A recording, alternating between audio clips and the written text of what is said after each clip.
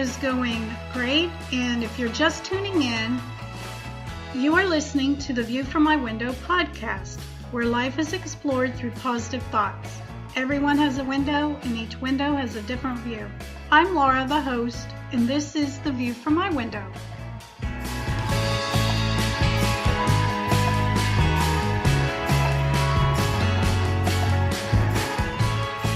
I've been gone for a few weeks due to traveling, but it's Thursday and I'm back and hoping all is well with you. There's only a few more days left until we are into the month of April. Time just keeps moving forward, doesn't it? Anyways, I came across a quote not too long ago which read, 3 things you cannot recover in life.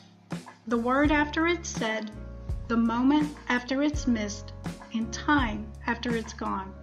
Which brings me to what I want to talk about today. Today's episode number 14 is entitled, A Time to Encourage. Life and time are 2 of our most important teachers, I think. Life teaches us to make good use of our time, and time teaches us the value of life. As I mentioned, I've been traveling recently. My husband and I celebrated our birthdays and anniversary with a trip to New York City. We've been there before and wanted to go back again.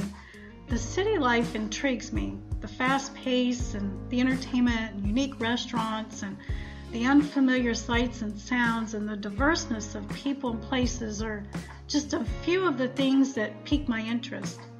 The life of the subway is a life all of its own, but the beautiful tall buildings which align the streets from corner to corner are so captivating.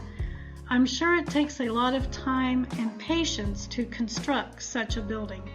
In fact, it took 11 years to build the One World Trade Center in place of the Twin Towers, but it only takes a matter of seconds to bring down that same structure in an implosion.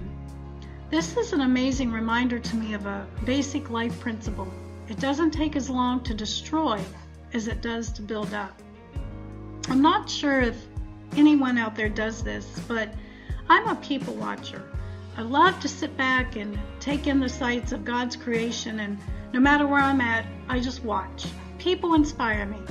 As I sat in a New York City Starbucks, I watched people coming and going from the window within the coffee shop. While on the subway, people were shoulder to shoulder as they traveled to the various destinations. I couldn't help but watch, especially the homeless. Such sadness to see someone who is homeless, lonely, and destitute just breaks my heart. New York City is full of diverse people with diverse lives, but if you think about it, it's not that much different than our own surroundings. We have the same diverseness of unique hurts and loneliness in our own little worlds. But we can get so busy with our own lives, we sometimes don't take the time or the effort to notice those around us. In fact, a wise woman once said, "The person I have the most trouble with is the person I see in the mirror every day." And so it is with us. What an honest admission. Who at one time or another has not been troubled over their own mistakes and shortcomings? I know I have. And sometimes to the point where we can not see beyond our own struggles and miss what's going on in someone else's life. But oddly enough, encouraging others through their difficulties helps us. Once I returned from New York City, I took a week trip to be with a family member who underwent surgery.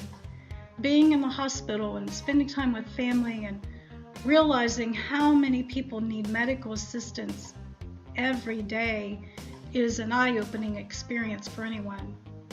Not only do those in the hospital need care and encouragement, but so do the family members as well.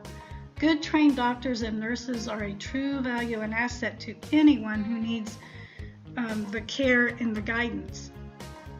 Just like those amazing structures that towered over me in the city, It only takes seconds to bring them down. And so it is with us. We need care, and we need praise, and we need encouragement to reach our full potential to make it through the struggles, or we will fall. Did you know that even in our moments of struggle, we can be lifted by helping others? It can give us a sense of self-worth and confidence. It can provide us with a sense of purpose, especially in our tough times. Romans 12 and verse 13 says, "Share with God's people who are in need. Practice hospitality." Verse 19 goes on to say, "If your enemy is hungry, feed him. If he is thirsty, give him something to drink."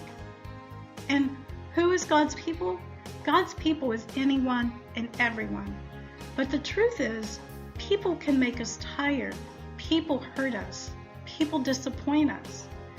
But if we are going to be in the business of building others up, we need to be like Jesus. Ephesians 4:29-32 reminds us to eliminate negative actions and attitudes. Paul says we should be kind and tender-hearted and forgiving. If we can do that, then maybe, just maybe, we can get a small glimpse of what God does for us every hour of every day of our lives. God calls us as Christians to be encouragers. And believe me, encouragement is truly needed these days. My hope and prayer is that you, myself, and others can learn to become builders of encouragement with our thoughts and our actions and our attitudes. And if you or someone you know is in need of encouragement, please share with me. I will help in any way I can, and I will always keep you in my prayers. And I hope that this episode has been encouraging to you, and it can help you encourage others. And until next time, I pray you have an awesome week and you are lifted and encouraged, which in turn will help you to encourage others. Love you guys.